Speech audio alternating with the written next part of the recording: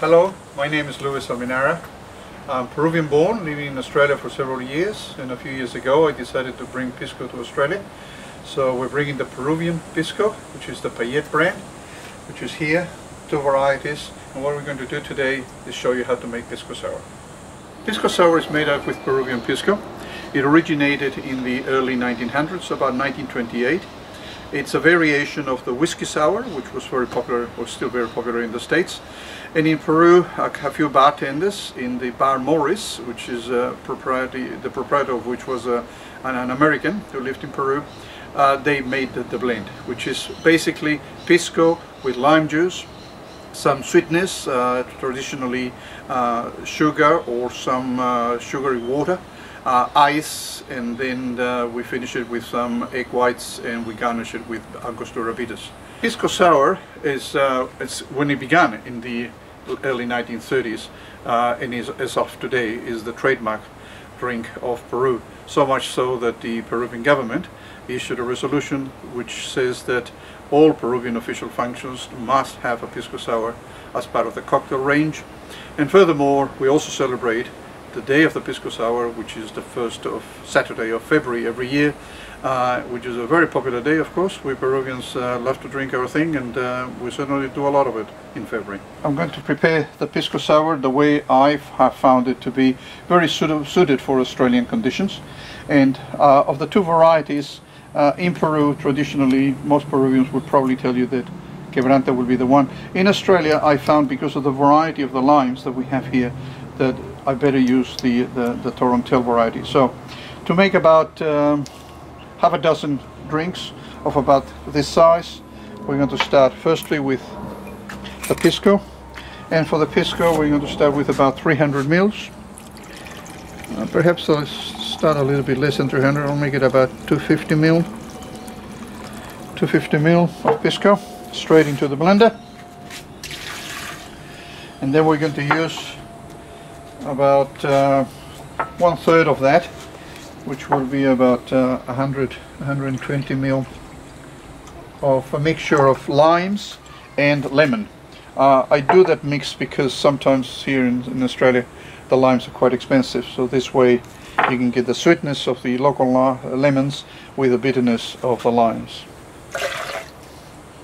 And then we add some sugar.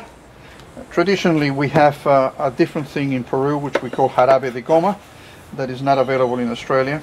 So I would use about just under a cup of sugar. Next thing is we blend this.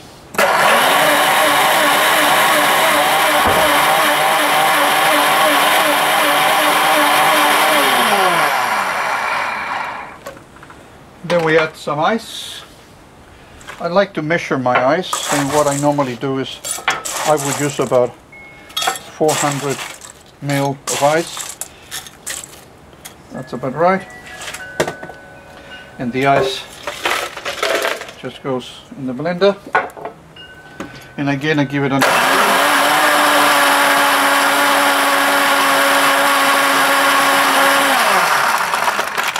It is important that the ice is fully melted.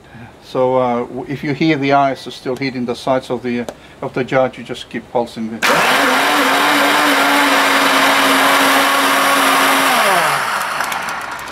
So now we're nearly finished.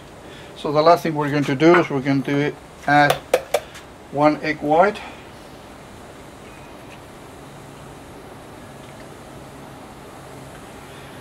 And what the egg white does is it gives it a finished flavor, but more importantly it gives it a head when you serve it, as you will see in a minute.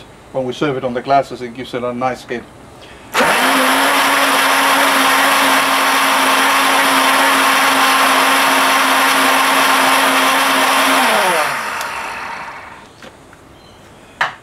You know, pour it. Glasses, traditionally you would probably be using about 150, 175 ml. This is a little bit smaller, but that's about right for us for today.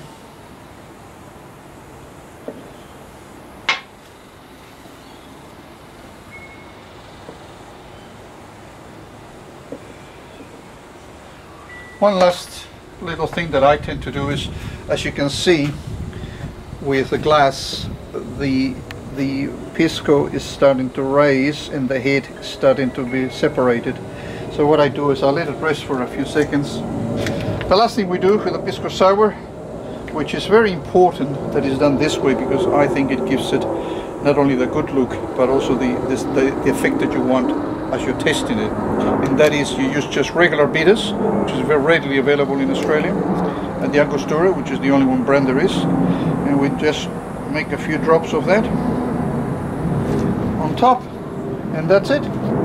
That is your traditional Peruvian pisco sour. Cheers, hope you enjoy it.